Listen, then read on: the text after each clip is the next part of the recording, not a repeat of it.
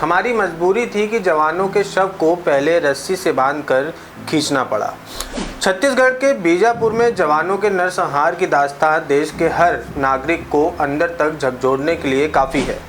अभी तक जो जानकारी मिली है उसके मुताबिक एक दिन पहले से ही माओवादियों ने आसपास के जंगलों में जाल बिछा दिया था और पूरे गांव को खाली करवा दिया गया था। इसके बाद ऑपरेशन से लौट रही आखिरी टीम को निशाना बनाया गया। नमस्कार, मैं हूं रोहित सिंह और TUPAL.com पर आप सभी का स्वागत करता हूं।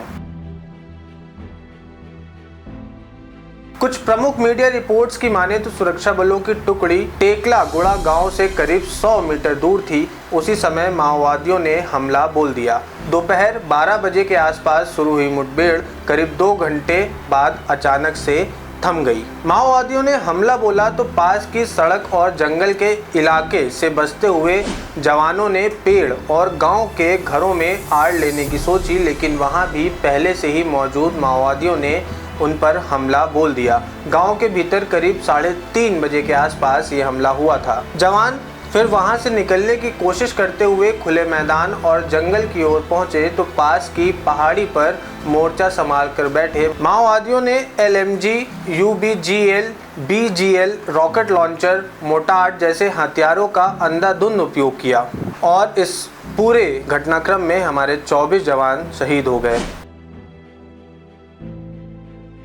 रविवार को जब जवानों के शव बरामद करने सुरक्षा बलों की टीम पहुंची तो वे माओवादियों की इस पूरी रणनीति को देखकर हैरान थे। उनका कहना था कि माओवादियों ने टी आकार का एम्बुश लगाया था जिससे बचकर निकलना बेहद मुश्किल है। एक जवान ने BBC को दी जानकारी में कहा कि हर घर में ताला झूल रहा था और गांव में एक भी आदमी मौजूद नहीं था। गांव की गलियों में जवानों के शव पड़े थे। एक शव को एक घर के दरवाजे के बाहर देखा। हमारी मजबूरी थी कि हर एक शव को पहले हम रस्सियों से घसीट कर देखें कि कहीं उनके नीचे माओवादियों ने कोई विस्फोटक तो नहीं लगा के रखा। शनिवार की दोपहर में हुए मुठभेड़ के बाद अगले दिन सुबह सुरक्षा बलों के पहुंचने से पहले तक माओवादी मौके पर मौजूद थे और एक एक जवान की तलाशी लेकर उनके हथियार, सेलफोन, रसद, जूते, बेल्ट आदि निकाल कर ले जा चुके थे। सुबह सुकमा जिला मुख्यालय और बीजापुर जिला मुख्यालय से पत्रकारों की टीम वहां पहुंची तो हथियारबंद माओवादियों ने उनसे भी सवाल जवाब किए। माओवादियों ने रविवार की सुबह आने वाले बचाव दल को निशाना बनाने की भी तैयारी पूरी कर रखी थी और तमाम कोशिश के बाद भी बचाव दल का एक सदस्य रविवार को एक IED की चपेट में आकर घायल हो गया। इस पूरे संघर्ष को लेकर राज्य के मुख्यमंत्री भूपेश बघेल ने एक बार फिर से दोहराया कि माओवादी सीमित क्षेत्र ही रह गए हैं और वो अपना अस्तित्व बचाने की कोशिश में लगे हुए हैं। पिछले महीने भर में बस्तर के अंदर ही हुई घटनाओं की बात करें तो 26 मार्च को बीजापुर में माओवादियों ने जिला पंचायत के सदस्य बधुराम कश्यप की हत्या कर दी।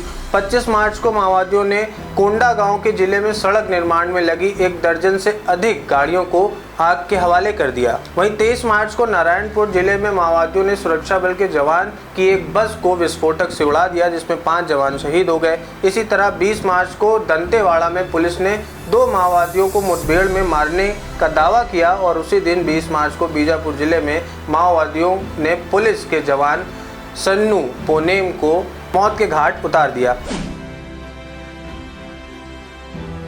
40 वर्षों से जारी ये संघर्ष, लेकिन आज तक कोई उपाय नहीं। सुरक्षा बलों माओवादियों के बीच पिछले 40 सालों से बस्तर इलाके में संघर्ष जारी है। राज्य बनने के बाद से छत्तीसगढ़ में 3200 से अधिक मुठभेड़ की घटनाएं नोटिस की जा चुकी हैं। गृह विभाग की एक रिपोर्ट माने तो 2001 से 2019 तक माओवादियों की हिंसा में 1002 माओवादी और 1234 जवान शहीद हुए हैं। इस पे गौर करिएगा। इसके अलावा 1782 आम नागरिक माओवादियों की हिंसा का शिकार हुए हैं और इस दौरान 3896 माओवादियों ने समर्पण भी किया है। वहीं 2020 और 21 के आंकड़ों की बात करें तो 30 नवंबर तक राज्य में 31 माओवादी पुलिस मुठभेड़ में मारे गए थे। वहीं 270 माओवादियों ने आत्मसमर्पण भी किया था।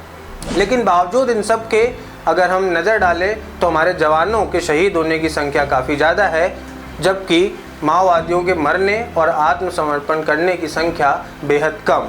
आखिर इतने वर्षों से चला आ रहा संघर्ष कब खत्म होगा और इसके लिए सरकार क्या पुख्ता इंतजाम कर रही है? आखिर किस फॉर्मूले पे चल रही है कि वो जड़ से नक्सलवाद को इस देश से ख़त्म कर सके, इस अंदरूनी कलह को हमेशा के लिए मिटा सके? आखिर इसके क्या पुख्ता इंतजाम सरकार के पास है? ये सवाल तो बनता ही है। बने रहें TRUPL.com पर।